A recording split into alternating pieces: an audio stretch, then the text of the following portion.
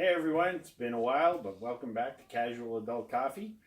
I'm Corey. And I'm Alicia, and today we're going to be talking about May-June relationships. Older age range couples. I actually saw one online. I posted it on my Facebook group. There was a 71-year-old woman with a 17-year-old man. That's creepy. That's, you know what? Aside from Anna Nicole Smith, that does seem like a stretch. Yeah, what do you have in common? Like, what do you talk about? Not life experiences, because one has none and the other one has them all. Yeah. Well, and it's not something that big a range. I mean, I've dated girls older than me. I've dated girls younger than me. I've never dated them that much of a spread across the. Well, with our age, they'd be dead with that big of a spread. Well, and that's the other thing is I was like, that's when I'm 17, and every 17, 18-year-old man looks at it and goes, "That's my cougar." But cougar is such an offensive term. To cats? No. The trick is that I think it's when young men are like that, they want to learn something. They want to have a older, and without the creepy connotation to it, there is a tiny bit of mother influence. Like, if we look at Demi Moore and Ashton Kutcher when they were together. Mm-hmm. Like, that was what, a 15, 20-year spread? Something like that. Yeah. I can see that.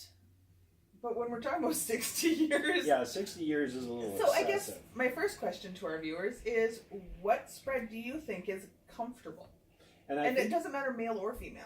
On one of the dating sites I'm on, it actually has a limit built into the system. It will only allow you go 14 different than your own age. So, I mean, I'm 43, and if I back it all the way up to, say, 20, for the sake of a good time, that it actually stops me at the 29 mark and will only allow me to search in this range, which deep down I'm okay with.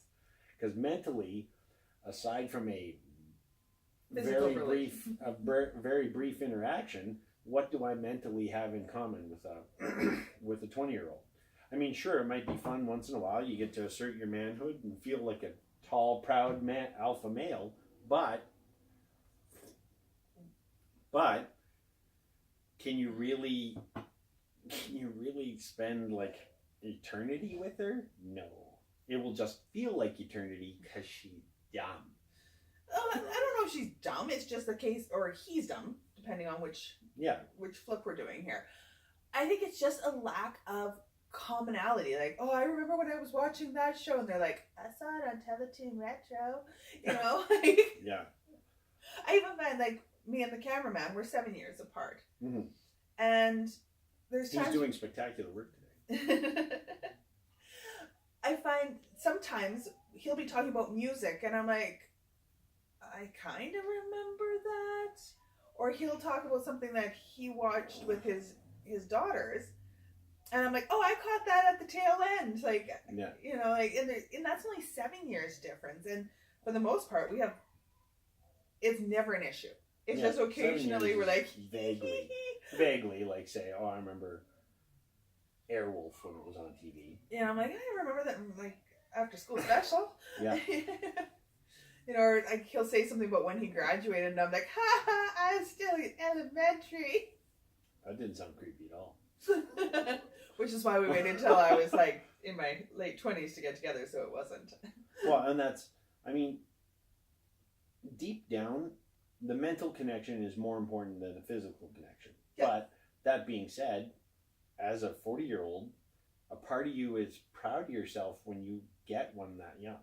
It's because it's like, I'm still attracted to the babies. I'm still attractive.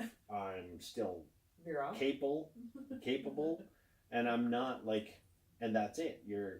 The beauty about it, and I'm sure this applies from the younger side of it, is that the elder, use that term really condescendingly, is they have that confidence, they have the life experience, and they have the maturity that goes with it. Like, it's the knowing that they know what they want out of life, that they have a plan to get somewhere, that they're accomplishing something. Yeah. Yeah. Whereas sometimes, like when I was in my 20s, I like found chicks in their 30s really attractive because they understood what life was about and they were moving forward. Whereas I have to say, I floundered in my 20s because you're like, oh my God, what am I going to do? I should get a job. And, I traveled. and that's the same thing. Like, you get that experience. Obviously, it comes with time. So I think that's the. Well, there's also a confidence that comes with after 30, I find. Mm-hmm. Oh, yeah. Like, women after 30 are when. That's when we know ourselves, we know what we want, we know who we kind of want.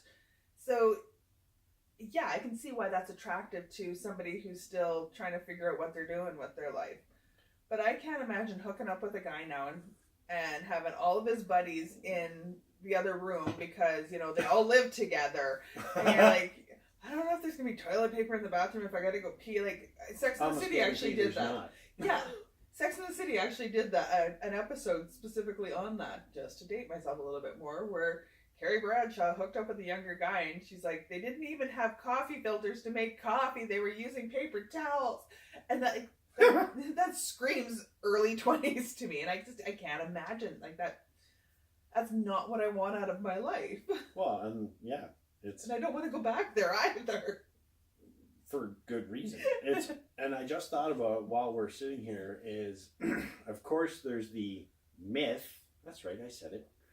That a woman is in her sexual prime after she hits 40. After 30, 40, whatever it is, and you know, hormonally, both sexes are at their peak in their late teens to early 20s. It's just that, and I'm a connoisseur, let's say. Excuse me. Bless you. That women are subjected to a lot of media interference and other peer interference and all these things. That by the time a woman finally gets comfortable with herself, who she is, what she wants out of life, she is over 30. Yeah.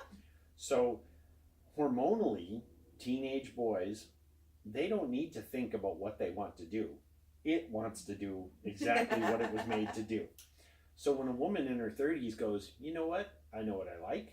I know what pleasures me. I know how to get it.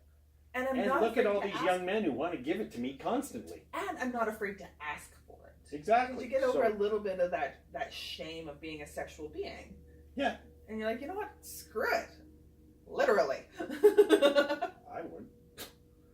And that's the attraction from like a young man's point of view, because she's confident in herself and her sexuality, whereas women in their 20s have, which kind of doesn't explain why a woman in her 20s would go after a man in their I can explain that. Oh, that's having dated in my 20s a guy that was turning 40, it was the security that he knew what he was doing. You could have an intelligent conversation with him, because my peers at the time, it felt like they were off doing their own thing and I was trying to work on my career and, you know, trying to be an actual person. And he owned a house, he had his car, it wasn't, you know, like, and it wasn't a piece of crap beater, you know, he could afford to take us out for dinner. So like there was that security that I knew I wasn't going to marry him, but it was nice to date somebody who wasn't taking me to McDonald's because that's all he could afford, you know. And that's what I had experienced dating guys. And my ex-fiance, you know, it was always a case of him looking for a job, trying to figure out where he was going in life, whereas with this gentleman, he had a career, he had all of that in place. So it felt like he was more of a peer until we started talking about, you know, life experience. And I was like, I've never been to Vegas. And he's like, I've been quite a few times. And I was like, I've never been there. He's like, yeah, I did that in my 20s, you know. So that's why I knew it was never going to work out. But it was just refreshing to date somebody who treated me like a lady. True. You know, and I think that part of that comes with age for men, learning, you know, what they want and how they want to be treated and how to treat somebody. You don't turn 17 and all of a sudden be like, I know how to treat a lady. Yeah. you know, like that comes with experience as well. So being treated, like a human being. yeah, was really nice, and it was fun.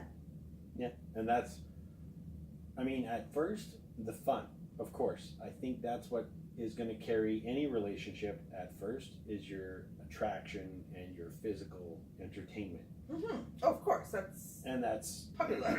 and that's the other thing, is for a woman in her 20s who meets guys in their 20s that really don't know what they're doing, that meet a 40-year-old who goes, he just snaps his fingers and knows what she's doing, how to play her body like a fiddle. Well, that definitely, yeah. And I mean, a man never goes, well, these girls in my 20s don't know what they're doing. No. A No, girl, they're willing to take the time to show. right.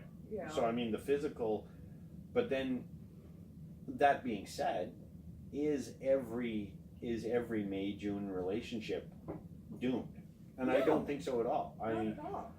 there's lots of success stories that have gone, say, I don't know how long of a success story you counted. I mean, all the way to death, or like even a decade or two. Well, To me, any relationship that would last, say, I think any relationship that lasts and ends on amicable terms is a success. You know, there wasn't cheating, there wasn't fighting, there wasn't that kind of crap. But if you split up, but you're still on amicable terms because, you know, it just didn't work out between us, but we're still friends, we still like each other, that's okay. But that spins into an episode that we could do on being friends with your exes. Yeah. You know, like, yes, I think that to me is a successful relationship. You go your separate ways because you've become two different people. But you're not angry. You don't hate each other, and you're not spewing crap all over the internet about your ex being the horrible person. You admit that, hey, you know what? I wasn't the right person for them. Yeah. And that's like you said, that's just good logic with any breakup. But I think that's the point, is from a certain point, a age range can function perfectly, but after a certain point, that's when you start to realize, like if, for example, you were, for the sake of our argument, we're both in our early 40s, and someone else is, say, 55 to 60 range, that then the loom of retirement might be up there, and he or she, the elder in the relationship, might be thinking, I don't want to do these things anymore. I don't want to, like, I want to entertain all of her friends, and I don't want to stay at home by myself while she goes to work. right. You know, I want to retire and travel. And that's no different than any relationship. I mean, how many people meet in their 20s together, stay together till they're 30, 40 in that window, and then say, you're not the person I was with. And then And I'm not the person that you started out with. So people evolve and relationships will evolve, but I think how it's handled decides whether or not it was a successful relationship. Well, and that's historically, an age range isn't uncommon. I mean, queens have done it, kings have done it. But that was very different reasons. Agreed. You know, But it's being sold off as property so that you could be, you know, you're not allies in property. the next war. Crazy. Oh, honey, you can't afford me if I was property. Well, I do have a good job. I'm just kidding. It's terrible. Yeah, I know, because I do the same thing. But here we are. So the long and the short of it, May-June relationships. Let us know what you think in the comments. enjoy it while you can. Yeah. All right. See you next time. Casual Adult Coffee. Don't forget to subscribe so you can find out what's going on next time.